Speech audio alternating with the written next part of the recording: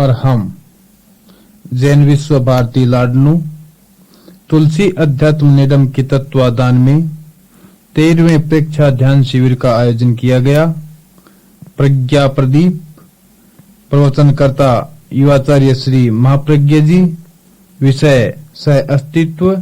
दिनांक 15 फरवरी 1980।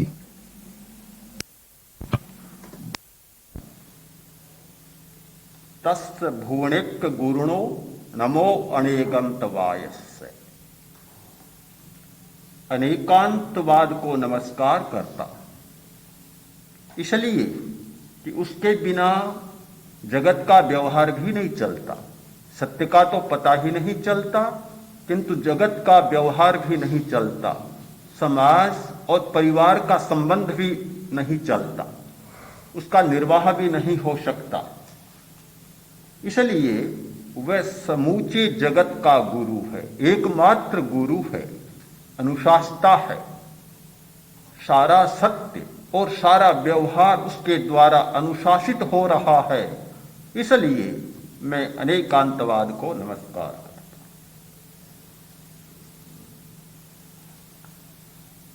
सत्य क्या है, तत्व क्या है, यह मनुष्य की अनादिकालीन जिज्ञासा है। जब से मनुष्य ने सोचना शुरू किया, तब से मन में प्रश्न उठा, सच्चाई क्या है, वास्तविकता क्या है, तत्व क्या है। किं तत्वम, यह प्रश्न हमारी सृष्टि में लाखों लाखों बार पूछा गया। जिसकी भी थोड़ी प्रज्ञा जागी, उस व्यक्ति ने यह प्रश्न पूछा। एक बार गणधर गौतम ने भगवान महावीर से पूछा, भन्ते किं तत्तम, तत्व क्या है। भगवान ने उत्तर दिया, उपन्नेवा, उत्पन्न होना तत्व है, उत्पाद तत्व है। मन में संदेह उभरा, यदि उत्पन्न होना तत्व है तो उत्पन्न होता चला जाएगा, आबादी इतनी बढ़ जाएगी कि पैर टिकने को भी स्थान नहीं मिलेगा, खाने को नहीं मिलेगा, आदमी से आदमी सट जाएगा, प्राणी से प्राणी सट जाएगा, पदार्थ से पदार्थ सट जाएगा, और फिर आगे पैदा होने वालों के लिए कहीं अवकाश नहीं होगा। चाह अनचाह रह जाएगी, चाह कुंवारी रह जाएगी, बेचारी पैदा कहाँ हो सकेंगे, अवकाश ही नहीं मिलेगा। बड़ी समस्या है, समाधान नहीं हुआ। तो फिर बोले, भन्ते किं तत्तम, तत्व क्या है। उत्पाद वाली बात पूरी समझ में नहीं आई। फिर उत्तर मिला, विगमे इवा, नष्ट होना तत्व है। उत्पन्न होना तत्व है और नष्ट होना तत्व है। मन में आशंका जागी, यदि नष्ट होना तत्व है तो पैदा हुआ, नष्ट हुआ, पैदा हुआ, नष्ट हुआ, जन्मा और मरा, बचेगा क्या, शून्य रहेगा। जन्मा और मर गया, बस होगा क्या। बात पूरी समझ में नहीं आई। फिर बोले, भन्ते किं तत्वम, तत्व क्या है, अभी पूरी बात बनी नहीं। भगवान ने फिर उत्तर दिया, ध्रुवे इवा, ध्रुव है, शाश्वत है। अब समाधान मिल गया, पूरा समाधान हो गया कि पैदा होना, नष्ट होना और अस्तित्व का बने रहना, यह त्रिपदी तत्व है। सृष्टि, प्रलय और अस्तित्व, ये तीनों बातें तत्व हैं। शाश्वत और अशाश्वत का जोड़ा है वह तत्व है। स्त्री और पुरुष का जोड़ा होता है, किंतु प्रकृति में भी एक जोड़ा होता है शाश्वत और अशाश्वत का। कोरा शाश्वत भी नहीं और कोरा अशाश्वत भी नहीं, कोरा नित्य भी नहीं, कोरा अनित्य भी नहीं, किंतु नित्य और अनित्य का जोड़ा, तब तत्व बनता है। यदि हमारी सृष्टि में कोरा नित्य होता तो उसके लिए नाम करने की सुविधा नहीं होती। क्या नाम रखते? अनित्य है तब तो नित्य को जाना जा सकता है, नित्य है तब अनित्य को जाना जा सकता है, किंतु कोरा नित्य होता या कोरा अनित्य होता तो कोई नामकरण भी नहीं हो सकता। यदि कोरा प्रकाश होता तो अंधकार नहीं होता तो प्रकाश नाम भी नहीं बनता। जितने नाम बनते हैं वे विरोधी के आधार पर बनते हैं।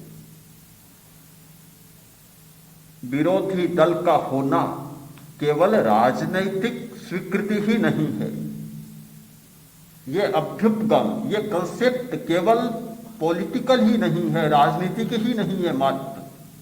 विरोधी का होना यह मूलभूत सिद्धांत है सारी प्रकृति की व्याख्या का, सारे तत्व की व्याख्या का। यदि विरोधी तत्व न हो तो कोई तत्व हो ही नहीं सकता। कोई सत्य है, कोई तत्व है, इसका अर्थ है कि उसका विरोधी तत्व है। यदि विरोधी नहीं है तो अस्तित्व हो ही नहीं सकता। चेतन का अस्तित्व तब है जब अचेतन है, और अचेतन का अस्तित्व तब है कि जब चेतन है। दोनों में से एक न हो, यदि चेतन न हो तो अचेतन का अस्तित्व नहीं हो सकता, और यदि अचेतन न हो तो चेतन का अस्तित्व नहीं हो सकता।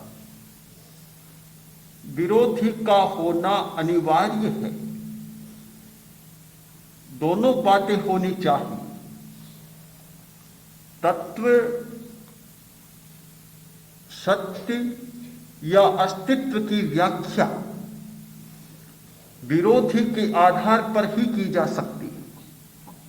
इसलिए अनेकांत का एक सूत्र है विरोधी युगल या सप्रतिपक्ष।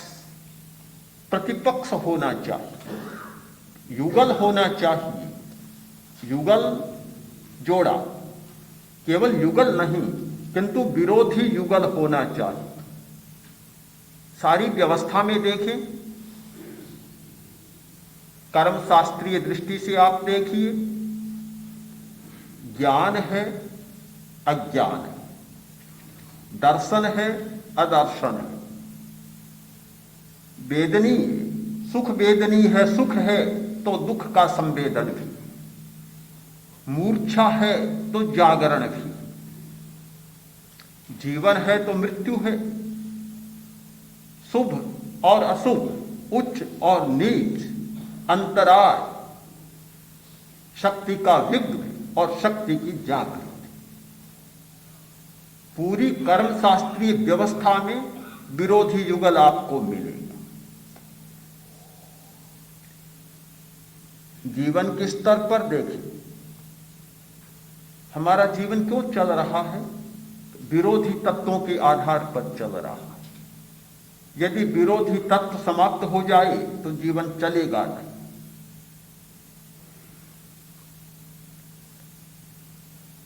हठ योग के स्तर पर जीवन की व्याख्या है प्राण और अपान का योग। हमारी प्राण धारा के 5 प्रकार होते हैं, उनमें एक प्रकार है प्राण और दूसरा प्रकार है अपान। प्राण ऊपर से नीचे जाता है, नाभि तक उसके स्पंदन जाते हैं। प्राण ऊपर से नीचे नाभि तक जाता है और अपान नीचे से नाभि तक आता है। जब तक ये 2 विरोधी दिशाएं चालू रहती हैं, विपरीत दिशा गामित्व बना रहता है। अपान का नीचे से ऊपर आना और प्राण का ऊपर से नीचे जाना, इसका नाम है जीवन। और जब यह क्रम टूटा और जीवन टूट गया। मृत्यु का मतलब है कि प्राण और अपान दोनों मिलकर बाहर निकल जाएं, उसका नाम है मृत्यु। जीवन समाप्त हो जाता है। हमारा जीवन टिका हुआ है प्राण और अपान की विरोधी दिशाओं के आधार पर। हमारे शरीर में दो केंद्र हैं, एक ज्ञान केंद्र और एक काम केंद्र। दोनों विरोधी बिंदु। काम केंद्र चेतना को नीचे ले जाता है और ज्ञान केंद्र चेतना का विकास करता है, ऊर्ध्वारोहण करता है। यह सिर का भाग, गले से ऊपर का भाग, यह ज्ञान केंद्र का भाग है। और यह नाभि से नीचे का भाग, 8-10 अंगुल का भाग, यह काम केंद्र का भाग है। एक चेतना का नीचे अवतरण और दूसरा चेतना का ऊर्ध्व आरोहण। दोनों विरोधी टिके हुए हैं। विज्ञान की भाषा में आप समझें, एक पिनियल ग्लैंड और एक गोनाड। पिट्यूटरी और पिनियल और गोनाड काम की ग्रंथि। हमारी चेतना का विकास इन ग्रंथियों के विकास पर बहुत निर्भर है। पिट्यूटरी से, पिनियल से स्राव होता है और वह गोनाड को मिलता है, काम की उत्तेजना होती है। और जब वह स्राव बदलता है, पिनियल और पिट्यूटरी के हार्मोन्स बदलते हैं, हाइपोथैलेमस की क्रिया बदलती है, तो ज्ञान का विकास होने लग जाता है। काम की शक्ति कम होती है और ज्ञान का विकास होने लगता है। दोनों विरोधी बातें हमारी शरीर की रचना में समाई हुई है। दोनों ग्रंथियां अपना अपना काम कर रही हैं, किंतु दोनों विरोधी, एक दूसरे को उलटने वाली।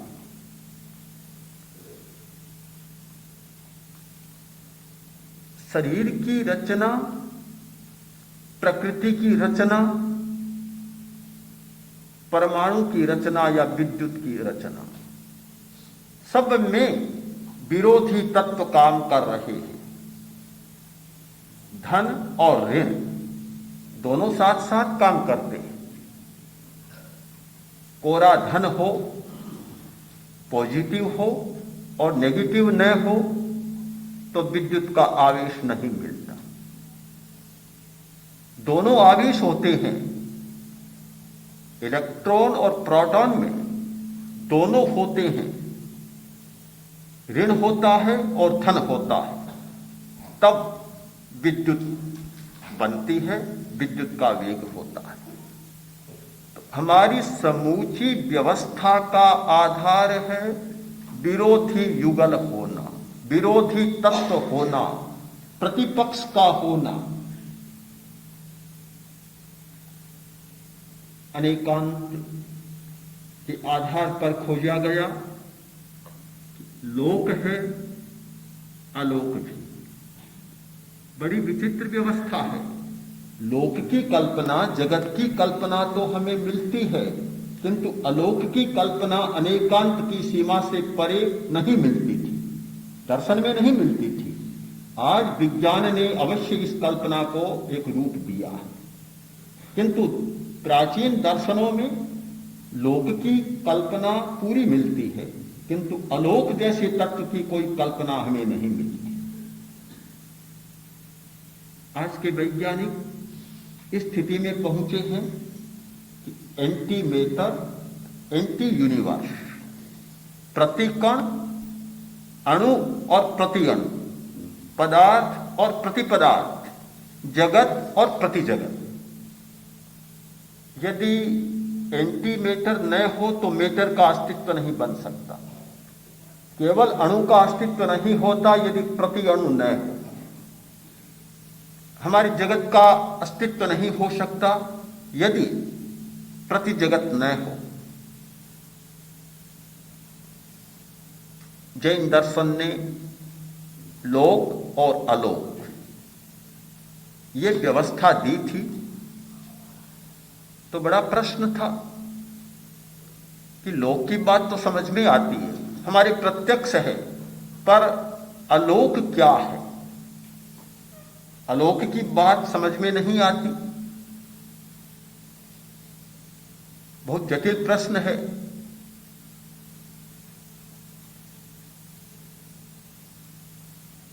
इस प्रश्न को समाहित करने के लिए फिर अनेकांत दृष्टि का उपयोग करना पड़ा कि दो तत्व हैं, गति तत्व और स्थिति तत्व। गति और स्थिति, कोई गति नहीं होती, कोई स्थिति नहीं होती, गति और स्थिति दोनों होते हैं। तो जहां गति और स्थिति ये दोनों नियम काम करते हैं वह लोक, जहां गति और स्थिति का नियम लागू नहीं होता वह अलोक। चेतन और अचेतन दोनों, जहां चेतन और अचेतन का जोड़ा होता है वह लोक, जहां चेतन और अचेतन का जोड़ा नहीं होता, केवल अचेतन होता है, केवल आकाश होता है, आकाश के साथ कोई पदार्थ नहीं होता, वह अलोक। प्रत्येक पदार्थ अपने विरोधी पदार्थ से जुड़ा हुआ है। वैज्ञानिकों ने प्रतिकण को खोजने के लिए बहुत सूक्ष्म यंत्रों का उपयोग किया। ऐसा उपकरण बनाया गया जो 1 सेकंड के 15 अरबवें हिस्से में होने वाले परिवर्तन को पकड़ सके। तब प्रतिकण का पता चला। आज यह सिद्धांत बहुत प्रस्थापित हो गया कि प्रतिकण के बिना कण का अस्तित्व नहीं हो सकता, दोनों का होना अनिवार्य है और बहुत जरूरी है।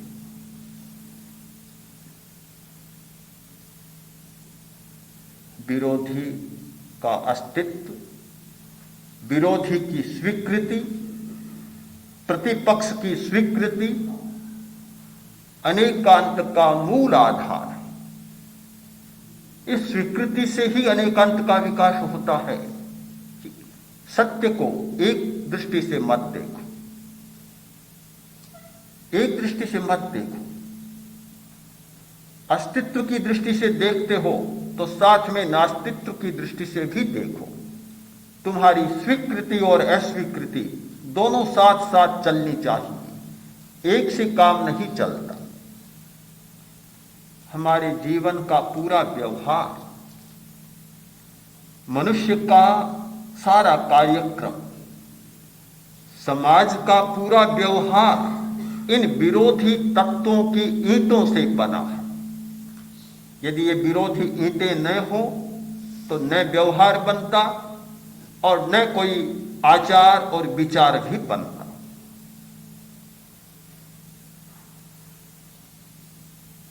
विरोधी चाह, विरोधी आकांक्षा, विरोधी मांग सामने आती है। एक आदमी एक प्रकार से सोचता है तो दूसरा आदमी बिल्कुल ठीक उससे उल्टा सोचता है। एक व्यक्ति को प्रतीत होता है कि यह कार्य बहुत लाभदायी है तो दूसरे को लगता है कि यह बिल्कुल गर्त में गिराने वाला, गड्ढे में गिराने वाला और नीचे ले जाने वाला है। एक को उपयोगी लगता है तो दूसरे को सर्वथा अनुपयोगी लगता है। एक ही पदार्थ के बारे में नाना विचार और नाना विरोधी धारणाएं आदमी में मिलती हैं। बहुत स्वाभाविक बात है। ऐसा होना स्वाभाविक है? अस्वाभाविक बिल्कुल नहीं है।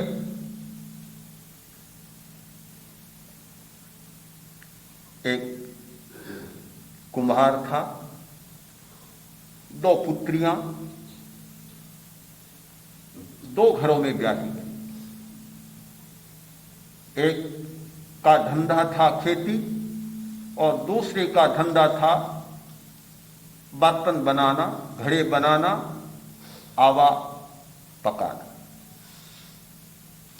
एक बार कुम्हार ने सोचा कि पुत्रियों के पास जाऊं और दोनों से मिला। गया, किसान के घर ब्याही हुई थी जो खेती करता था। गया, कुशल क्षेम पूछा और बोला, बेटी कहो क्या चाहती हो? बोली, बापू और तो क्या चाहूं, बड़ी मुसीबत हो रही, खेती का समय आ गया, वर्षा हो नहीं रही है, अगर वर्षा न हुई, अकाल पड़ गया, बड़ी मुसीबत हो जाएगी, तो मेरे लिए प्रभु से प्रार्थना करो कि वर्षा हो जाए, वर्षा हो जाए, बीज बोए और खेती हो जाए, बहुत जरूरी है वर्षा की। उसने प्रार्थना की होगी बेटी की बात पर। चला, दूसरी बेटी के घर पहुंचा, एक ही गांव में दोनों। बेटी के घर पहुंचा और कुशल क्षेम पूछने के बाद कहा, बोलो क्या तुम्हारे मन में कोई भावना हो तो कहो।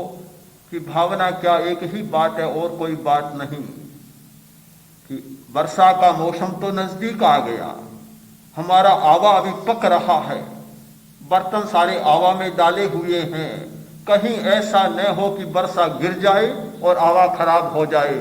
हमारे लिए प्रभु से प्रार्थना करो कि वर्षा न हो, वर्षा न हो, अभी जब तक हमारा आवा न पक जाए तब तक वर्षा न हो, यही प्रार्थना करो। कुमार ने सोचा, वर्षा की प्रार्थना करूं या वर्षा न होने की प्रार्थना करूं, क्या करूं? बिल्कुल दोनों के विरोधी हित। एक का हित है वर्षा होने में और दूसरे का हित है वर्षा न होने में। एक पिता से कहती है वर्षा के लिए प्रार्थना करें और दूसरी कहती है कि वर्षा न होने के लिए प्रार्थना करें। बेचारा बीच में फंस गया, किसके लिए क्या करे, कोई मार्ग स्पष्ट नहीं होता, कोई दिशा स्पष्ट नहीं, क्या करें।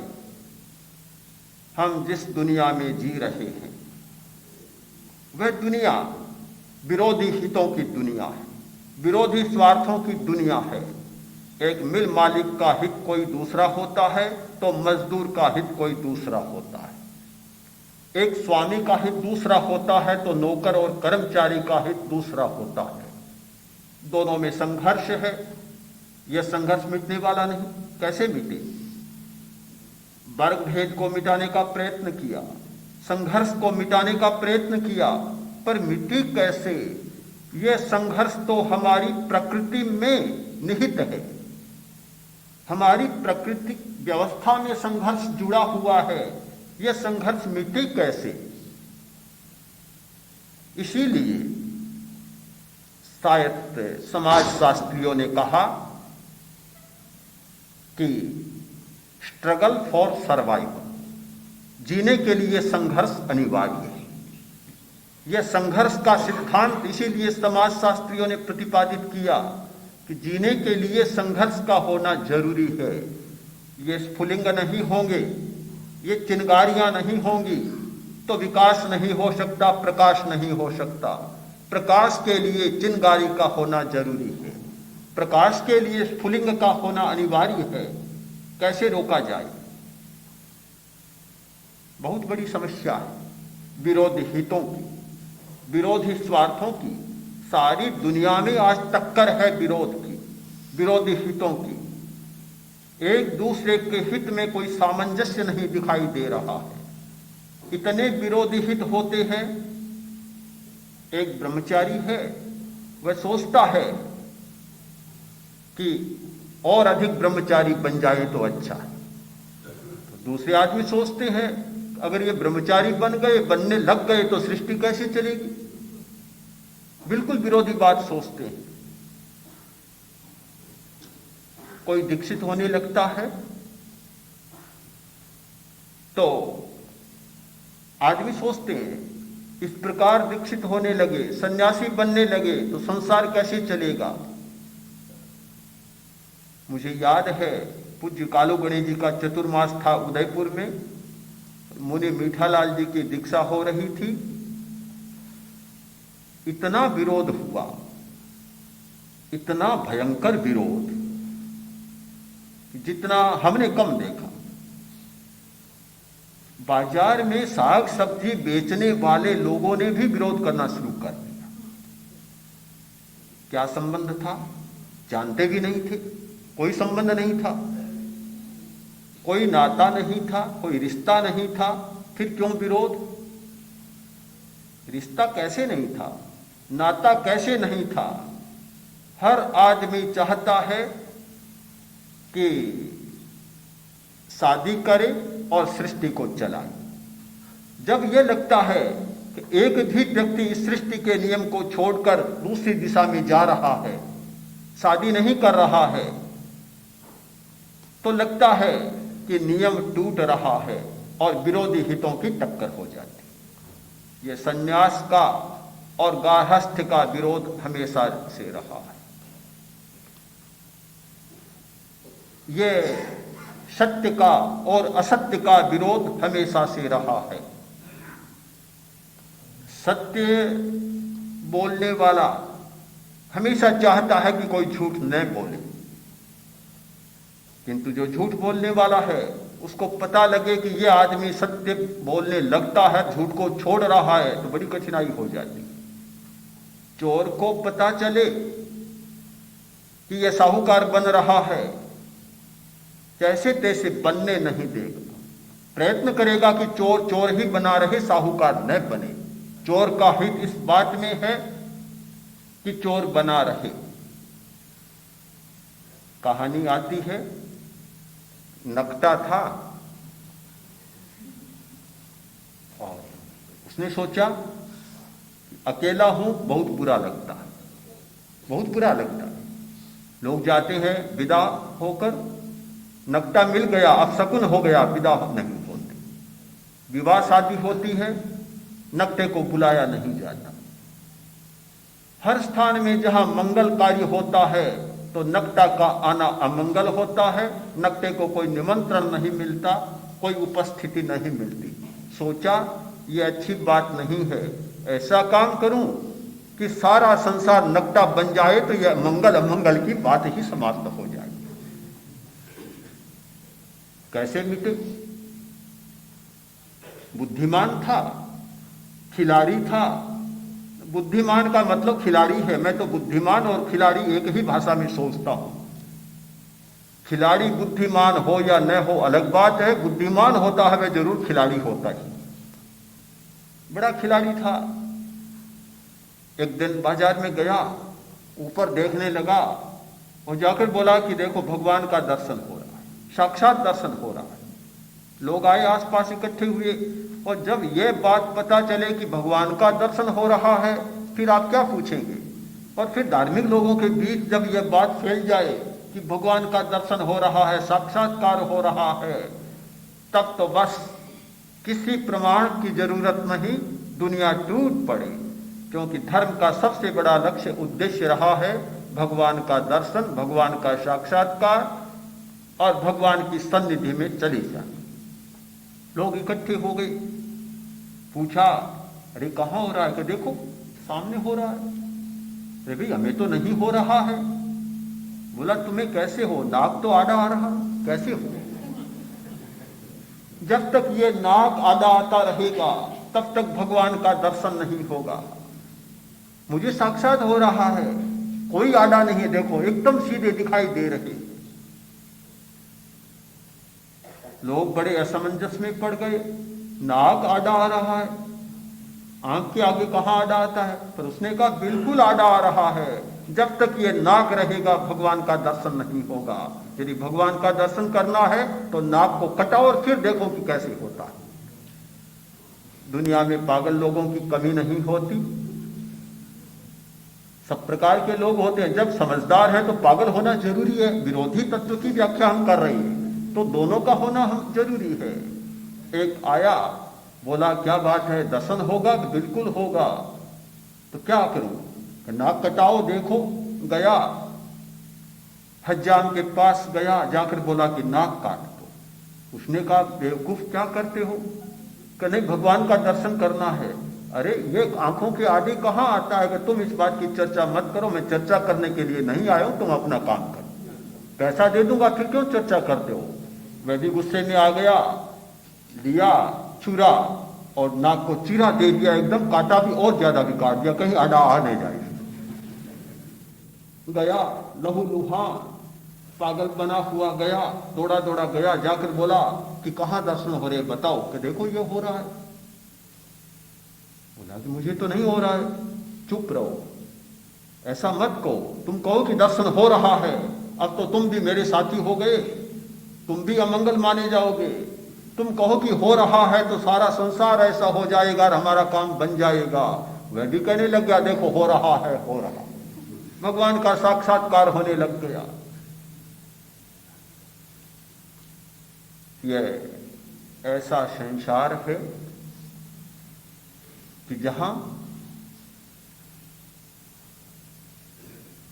एक प्रकार की बात नहीं चलती और एक प्रकार का चिंतन करने वाला व्यक्ति चाहता है कि मैं जैसा सोचता हूं सब लोग ऐसा ही सोचने लग जाए, मैं जैसे बोलता हूं सब लोग ऐसे ही बोलने लग जाए, मैं जैसे चलता हूं सब लोग ऐसे ही चलने लग जाए, मैं जैसे कपड़े पहनता हूं सब लोग ऐसे ही कपड़े पहनने लग जाए, मैं जिस प्रकार का आचरण करता हूं व्यवहार करता हूं सब लोग ऐसे ही आचरण और व्यवहार करने लग जाए, और मैं जिस प्रकार का भोजन करता हूं ऐसा ही भोजन सब लोग करने लग जाए। यदि मुझे टमाटर पसंद है तो सब लोग टमाटर का साग ही खाने लग जाए। ऐसा नहीं होना चाहिए कि मुझे तो टमाटर पसंद और मेरी पत्नी को करेला पसंद हो, यह नहीं हो सकता, यह नहीं हो सकता। पत्नी को भिंडी पसंद और मुझे परवल पसंद, ऐसा नहीं होना चाहिए। पर उसकी पसंद नहीं, मेरी पसंद सब पर हो जाए।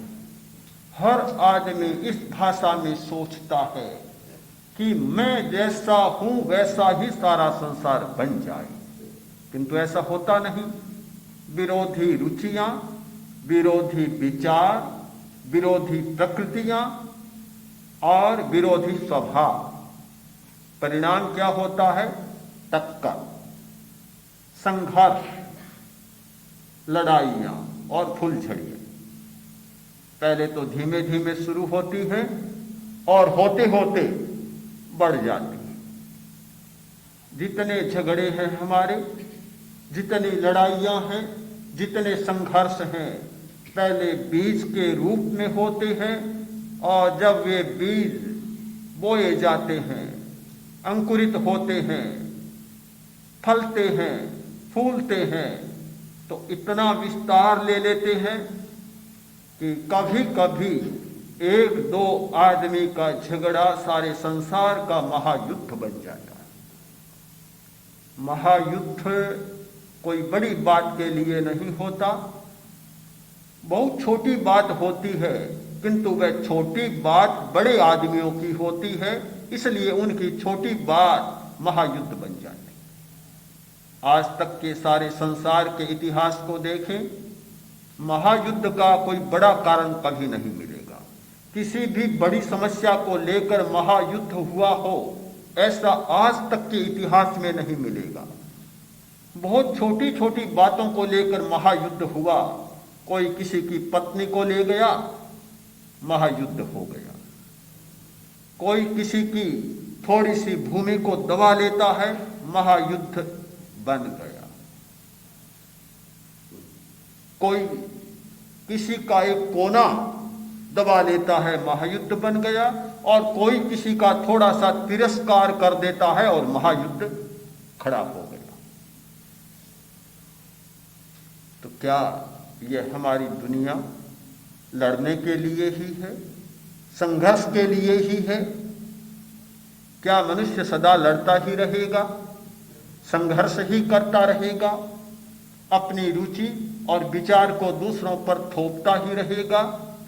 या कोई तीसरा रास्ता भी निकल सकता है। क्या कोई ऐसा रास्ता है जिससे हम विरोधों के बीच में जीते हुए भी अविरोध का जीवन जी सके? हम इन भेदों के बीच में रहते हुए भी अभेद का जीवन जी सके? कोई रास्ता है?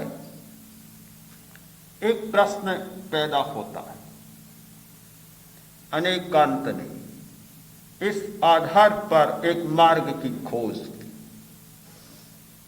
एक रास्ता खोजा, और वह रास्ता है सह अस्तित्व।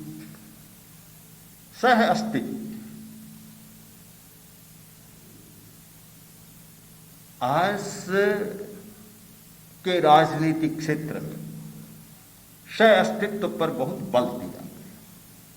को एक्जिस्टेंस जरूरी है। जीवन की विभिन्न प्रणालियों में सह अस्तित्व जरूरी है। एक समाजवादी प्रणाली है तो दूसरी पूंजीवादी प्रणाली, लोकतंत्र की प्रणाली है तो एक तंत्र की प्रणाली। दोनों प्रकार की प्रणालियां आज के संसार में प्रचलित हैं। होना तो यह चाहिए कि जब विरोध है तो या तो समाजवादी रहेगा या पूंजीवादी रहेगा, या लोकतंत्र की प्रणाली रहेगी या एक तंत्र की प्रणाली रहेगी। या तुम रहोगे और या मैं रहूंगा, या मैं रहूंगा या तुम रहोगे। दोनों एक साथ में नहीं रह सकते। कहानी में आता है एक लड़के ने कहा था, राजकुमारी थी, उसने कहा था या यह रेखला रहेगा और या मैं रहूंगी। दोनों एक साथ में नहीं रह सकते, एक साथ में नहीं रह सकते। ठीक इसी भाषा में जब सोचा जाए कि या समाजवाद रहेगा या पूंजीवाद रहेगा, या लोकतंत्र रहेगा या एक तंत्र रहेगा, तो युद्ध के सिवाय कोई विकल्प दुनिया के सामने नहीं। जब अनुभव किया कि युद्ध के सिवाय कोई विकल्प नहीं है और युद्ध पूरी मनुष्य जाति के लिए सबसे बड़ा शत्रु और पूरी मनुष्य जाति को संकट में डालने वाला है, तो युद्ध को टालना चाहिए। कैसे टाला जाए? कोई उपाय नहीं। यदि विरोधी को समाप्त करने की नीति पर चले तो युद्ध को टालने का दुनिया में कोई उपाय नहीं। तो फिर एक विकल्प निकालना पड़ा राजनीति को भी। राजनीति के मंच पर यह घोषणा की गई कि हमारा सह अस्तित्व होना चाहिए। तुम भी रहो और हम भी रहें, दोनों रह सकते हैं।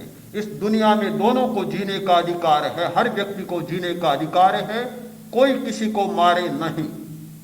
इस घोषणा ने आज राजनीति के मंच पर सह अस्तित्व को बल दिया और इसी आधार पर एक संयुक्त राष्ट्र संघ के मंच पर जहां समाजवादी प्रतिनिधित्व होता है तो वहां पूंजीवादी राष्ट्रों का प्रतिनिधित्व भी है।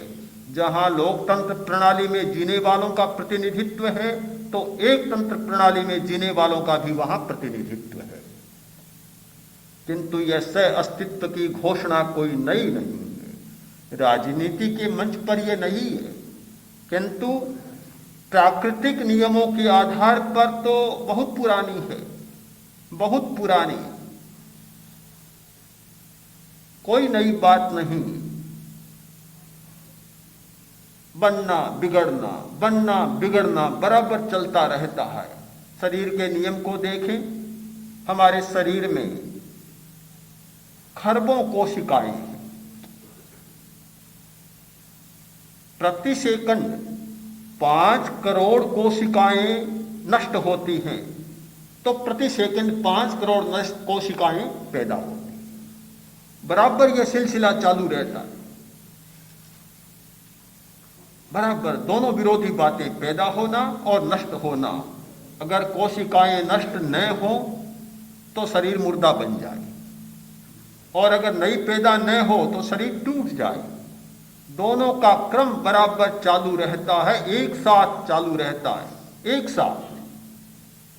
क्या आप सोचते हैं कि जीना और मरना दो अलग अलग बातें हैं? दोनों विरोधी हैं, जीना और मरना, किंतु दोनों साथ साथ चलती हैं। जिस क्षण में आदमी जीता है उसी क्षण में आदमी मरता है, और जिस क्षण में मरता है उसी क्षण में जीता है। ये जीवन और मरण की दोनों घटनाएं, विरोधी घटनाएं एक साथ चल रही है।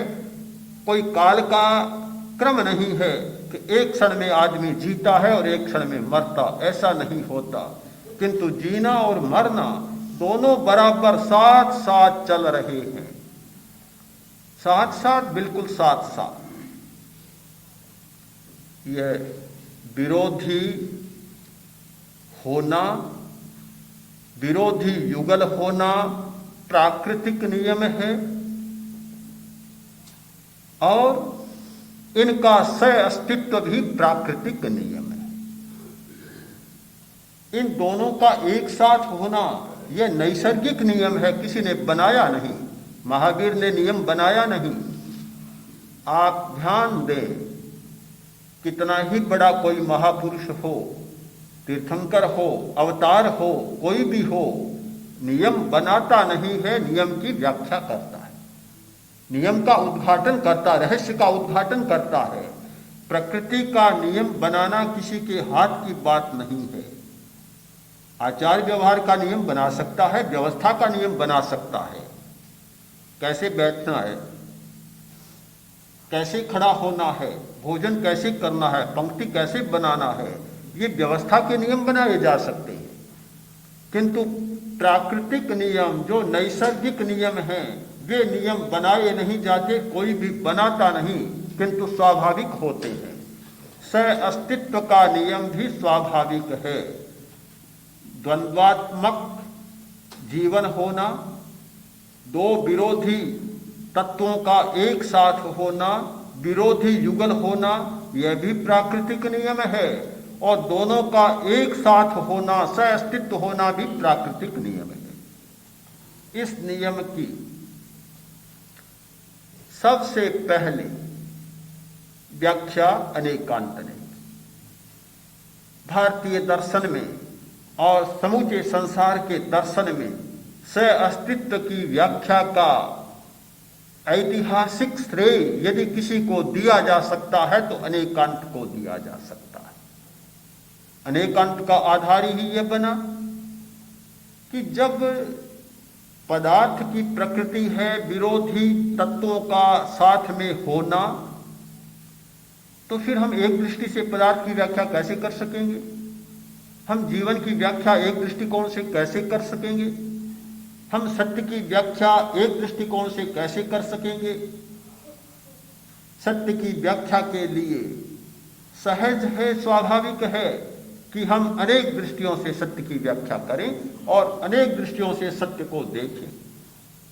जब पदार्थ की प्रकृति है तो हम कैसे बदल सकते हैं? जहां स्वभाव होता है वहां बदलने की बात नहीं आती। स्वभावे तार्किका भग्ना, तर्क का प्रयोग वहां होता है जहां की हमारी व्यवस्था होती है। स्वभाव के सामने तर्क का कोई उपयोग नहीं होता। इसीलिए तर्क शास्त्र में बहुत प्रसिद्ध यह सूत्र है, स्वभावे तार्किका भग्ना। जहां स्वभाव का प्रश्न है वहां तार्किक भग्न हो जाते हैं, सारे तर्क समाप्त हो जाते हैं।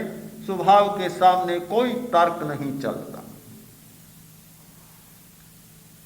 हम सह अस्तित्व के सिद्धांत को समझ लेते हैं तो हमारी जीवन की व्याख्या बहुत सरल बन जाती है, सत्य की व्याख्या बहुत सरल बन जाती है।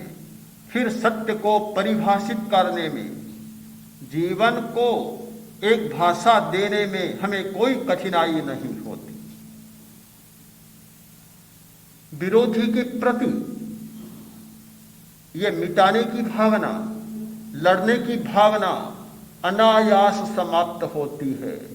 मैं मानता हूं अनेकांत और अहिंसा दो नहीं, अनेकांत और मैत्री दो नहीं है। यदि अनेकांत नहीं है तो अहिंसा का विकास नहीं हो सकता, यदि अनेकांत नहीं है तो मैत्री का विकास नहीं हो सकता। कैसे होगा? जब अनेकांत नहीं है तो राग और द्वेष के उपशमन का विकास भी नहीं हो सकता। मनुष्य राग में एक प्रकार की वस्तु को देखता है, द्वेष में एक प्रकार की वस्तु को देखता है, और राग द्वेष मुक्त अवस्था में दूसरी प्रकार की वस्तु को देखता है। प्रसंग आता है रामायण का। हनुमान से पूछा गया, अशोक बनिका के फूल कैसे थे? कहा बहुत लाल, बहुत लाल। सीता ने टोका कि गलत कहते हो, तो बिल्कुल सफेद फूल थे वहां, तो लाल कहां थे? अब राम के सामने बड़ी समस्या, दो विरोधी बातें आ गई। हनुमान कहता है कि अशोक बनिका के फूल लाल, और सीता कहती है कि अशोक बनिका के फूल सफेद। दोनों साक्षात दृष्टा, दोनों प्रत्यक्षदर्शी। किसको झूठ माना जाए, किसे सच माना जाए?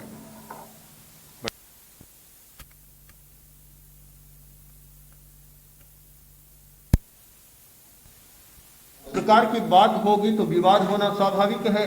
वह कहेगा कि तू गलत कहता है, वह कहेगा कि तू गलत कहता है। यह तो बहुत स्वाभाविक है। एक कहेगा मैंने आंखों देखा है, दूसरा कहेगा मैंने भी आंखों देखा है। अब क्या करे, तीसरा आदमी क्या करे? बड़ी समस्या हो जाती है। राम ने कहा तुम भी सच कहते हो और सीता भी सच कहती हो, और समस्या पैदा हो गई। ये दोनों बातें कैसे हो? आइंस्टीन के पास नौकर आया, आकर बोला कि बड़ी कठिनाई है, बड़ी उलझन है। सुन लिया, बात हो गई। पत्नी को पता चला, पत्नी आई, आकर बोली कि नौकर बड़ा बेवकूफ है, बड़ा मूर्ख आदमी है, कैसे नौकर को रखा है घर पर? आइंस्टीन ने कहा ठीक बात। पत्नी चली गई, नौकर को पता चला, वह आया, आकर बोला कि महाशय मैं क्या करूं, आपकी पत्नी बहुत जिद्दी है, बहुत खराब है, बड़ा कठोर स्वभाव है, मुझे बहुत डांटती है। आइंस्टीन ने कहा बहुत ठीक बात। पत्नी ने सुना, उसने कहा मैंने कहा वह भी ठीक, और नौकर ने कहा वह भी ठीक, तो फिर वह ठीक क्या हुआ? बहुत बिगड़ गई। तो बड़ी समस्या होती है ये। राम कहते हैं कि सीता कहती है वह भी ठीक है, और हनुमान कहता वह भी ठीक है। बड़ी समस्या हो गई। तो लोगों ने कहा महाराज दोनों बातें ठीक कैसे हो सकती है? राम ने कहा दोनों बातें ठीक है, क्योंकि हनुमान को वहां लंका को जलाना था, गुस्से में भरा हुआ गया, आंखें लाल थी, तो गुस्से में भरा हुआ था, उसे सारी बातें लाल ही लाल दिखाई दे रही थी, सारे फूल लाल दिखाई दे रहे थे, और सीता बिल्कुल शांत थी, क्षमा में थी, शांति में थी, इसे सब कुछ धोलाई सफेद ही सफेद दिखाई दे रहा था। हमारे सामने ऐसे विरोधी प्रश्न आते हैं जीवन में कि जहां अनेकांत के बिना कोई उनका समाधान नहीं हो सकता। हमारी दृष्टि अनेकांत की होती है, और विरोधी बातों को विरोधी दृष्टिकोणों से देखने की दृष्टि होती है, तो हमें सत्य का समाधान मिल जाता है। और यदि हम सत्य को सत्य की दृष्टि से नहीं देख पाते, यथार्थ को यथार्थ की दृष्टि से नहीं देख पाते, दो विरोधी सत्यों को दो कोणों से नहीं देख पाते, जहां एक ही दृष्टि से देखने का प्रयत्न करते हैं, तो वहां संघर्ष होना अनिवार्य है।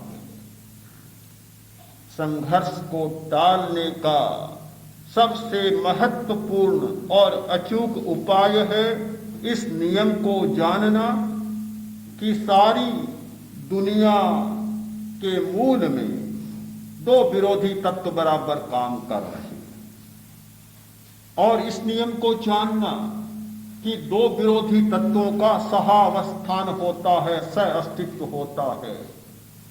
सर्दी और गर्मी का सह अस्तित्व है।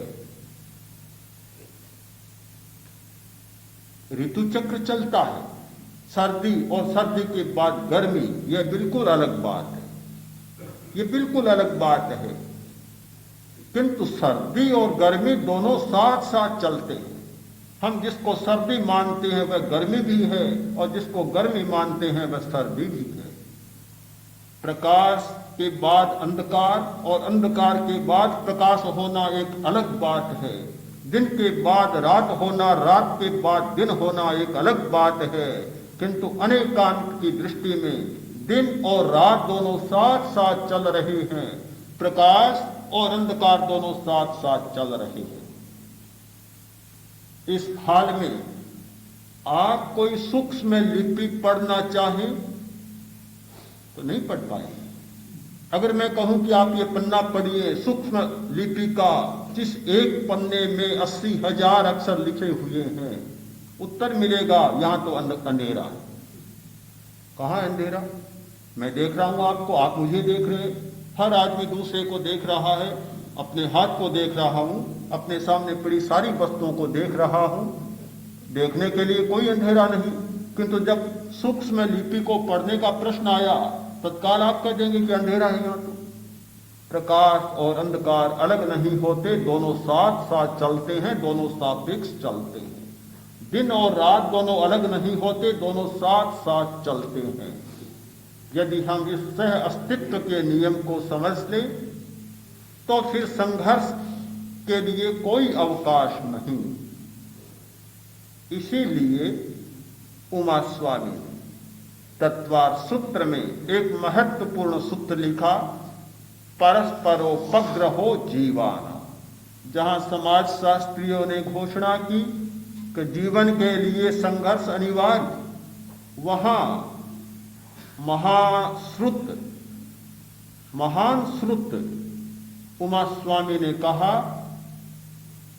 कि परस्पर में एक दूसरे का आलंबन, एक दूसरे का सहारा, यह हमारी प्रकृति का नियम है, यह जीव सृष्टि का नियम है।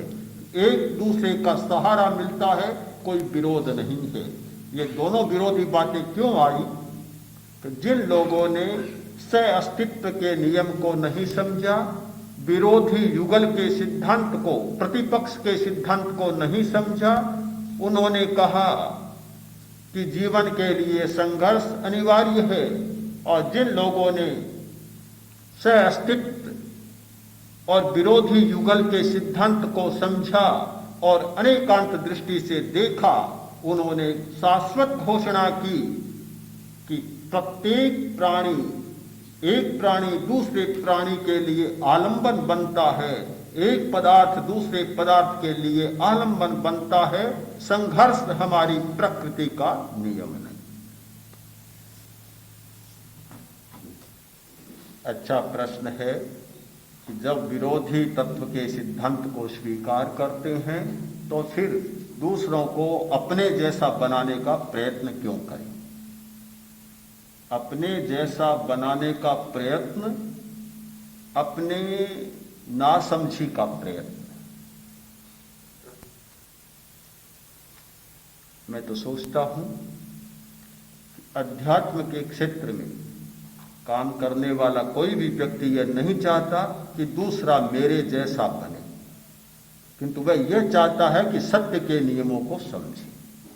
धार्मिक का काम एक ही है कि सत्य के नियमों को समझा देना, जो समझ में आया वह समझा देना, न कि अपने जैसा बनाना। बहुत अंतर है दोनों बातों में। सत्य के नियम की व्याख्या करना एक बात है और उसकी रुचि विचार को अपने ढंग में ढालने का प्रयत्न करना एक दूसरी बात है। यह ब्रेन वॉशिंग की बात राजनीति में चलती है, शायद धर्म में नहीं चलनी चाहिए। धर्म में तो यह चलनी चाहिए कि ब्रेन रहे ही नहीं, समझे, समाप्त हो जाए। हम बुद्धि से काम न लें, यह नियम समझ में आ जाए कि अंतर चेतना को जगाएं, बस इतना ही प्रयत्न धार्मिक का होना चाहिए। जहाँ यह नहीं होता है तो वहाँ तो ये सांप्रदायिक विवाद और झगड़े सारे चलते हैं। मुझे याद है एक बार भिवानी में एक भाई आया आचार्य श्री के पास, आकर बोला कि मैं आपसे शास्त्रार्थ करना चाहता हूं। आचार्य श्री ने कहा, शास्त्रार्थ तो बहुत पुरानी बात हो गई, ये शास्त्रार्थ करना, मल्ल कुश्तियां करना, लड़ाइयां, ये तो अखाड़ेबाजी बहुत पुरानी बात हो गई। पर उसने कहा, नहीं, मैं तो करना चाहता हूं, आपको करना होगा। इस भाषा में बोला कि आपको शास्त्रार्थ करना होगा। यह भी भला कोई भाषा होती है, पर मनुष्य की आदत है, क्या करे। तो आचार्य श्री ने कहा कि किस लिए करना चाहते। भला आदमी था, छिपाया नहीं, बोला कि आपको परास्त करना है, हराना आपको, इसलिए करना चाहता हूं। आचार्य श्री ने कहा कि इतनी छोटी बात के लिए इतनी बड़ी अखाड़ेबाजी करेंगे, हराना ही तो है आपको, तो आप क्यों न मान ले कभी मैं हार गया और आप जीत गए, बस बात समाप्त हो गई। यही तो बात समाप्त होती है। ये तो सब चल ही रहा है, और इसलिए चल रहा है कि हम एकांगी दृष्टि को लेकर चलते हैं। अपने जैसा बनाने का प्रयत्न वही करता है जो एकांगी दृष्टि से चलता है। हम क्यों न स्वीकार करें कि हर प्राणी के लिए दूसरा उपयोगी भी हो सकता है। एक वैद्य के पास दो रोगी आए। एक रोगी आया तो दोनों बैठे हैं, एक को देखा, नब्ज देखी, निदान किया। निदान के बाद वैद्य ने कहा कि तुम लड्डू खाओ। आयुर्वेद में कुछ लड्डुओं का विधान है, औषधीय लड्डुओं का, कि तुम लड्डू खाओ क्योंकि पौष्टिकता की कमी है, चिकनाई की कमी है, वसा की कमी है, लड्डू खाओ। बहुत अच्छा हुआ, पसंद हुआ कि कोई कड़वी दवा नहीं मिली, लड्डू मिले। दूसरे को देखा, बहुत चर्बी वाला भारी भरकम आदमी था। वैद्य ने कहा कि रूखा सूखा भोजन करो, मिठाइयाँ छोड़ दो, घी छोड़ दो, दूध छोड़ दो, रूखा भोजन करो, फलके भी चुपड़े हुए नहीं, रूखे फलके खाओ। मैं बोला, वैद्य जी बड़ा पक्षपात है आपके यहाँ भी, दुनिया में सारी जगह पक्षपात चलता है। मैंने सोचा कम से कम वैद्य तो निष्पक्ष होना चाहिए, पर आपके भी इतना बड़ा पक्षपात। इसको तो लड्डू बता दिया और मेरी तो सारी चीजें खाने की छुड़ा दी, बच्चा ही क्या, इतना पक्षपात। बिल्कुल ठीक बात है, पक्षपात ही लगेगा। जब हम एकांगी दृष्टि से सच्चाई को देखते हैं तो बिल्कुल पक्षपात की बात है कि भला एक को तो बढ़िया बढ़िया चीजें खाने को दी जाए और एक को सब कुछ छुड़ा दिया जाए। इसीलिए तीसरी दृष्टि की जरूरत है कि न लड्डू वाली दृष्टि, न रूखे फलके वाली दृष्टि, किंतु तीसरी दृष्टि चाहिए जिससे यह देख सके, जान सके कि जो कमजोर है, पौष्टिकता की कमी है, उसके लिए वह पदार्थ उपयोगी है, और जिसके बहुत चर्बी बढ़ी हुई है उसके लिए उसे छोड़ना भी जरूरी है। तो इस तीसरी दृष्टि का, अनेकांत दृष्टि का विकास हो जाए, सर्वांगीण दृष्टि का विकास हो जाए, तो फिर अपना बनाने वाली बात नहीं रहती है, फिर तो सत्य की व्याख्या की, समझाने वाली बात ही शेष रह जाती। आज इतने विकसित हो गई कि प्रकृति की एक ईंट को भी तुम इधर उधर करते हो, इसका मतलब सारी व्यवस्था में गड़बड़ी पैदा कर रहे हो। पेड़ों को काटना शुरू किया, जंगल काटे।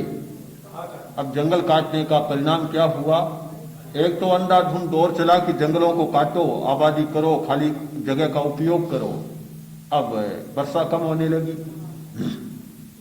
पेड़ जो मिट्टी को बनाते थे उर्वर समाप्त हो गई, रेगिस्तान बढ़ने लगा। अब फिर ध्यान गया कि वृक्ष लगाओ, तो वृक्ष लगने लगा है। और इकोलॉजी की खोज करने वाले लोगों ने बताया कि इसका विषय जितना स्पष्ट जैन आगमों में मिलता है उतना अन्यत्र नहीं मिलता, क्योंकि ये अहिंसा को हमने जिस रूप में पकड़ रखा है कि किसी को मत मारो, यह तो एक बहुत स्थूल बात है, किंतु अहिंसा तो सारे संसार के मूल में है कि अगर एक ही ढेले को भी इधर उधर करते हो तो व्यवस्था में गड़बड़ी पैदा होती। चूहों को बहुत मारा, किंतु पता चलता है कि चूहों को मारने का भी परिणाम भयंकर होता है, मक्खियों को मारने का परिणाम भी क्या होता है। आज तो इतनी खोजें इस विषय पर हो चुकी कि अहिंसा को नए संदर्भ में समझने का मौका मिलता है। तो ये बिल्कुल ठीक बात है कि अनेकांत का आज विज्ञान के क्षेत्र में तो हर दृष्टि में उपयोग होने लगा है और बहुत अनेकांत की दृष्टि से सत्यों को परखना समझना शुरू हुआ है।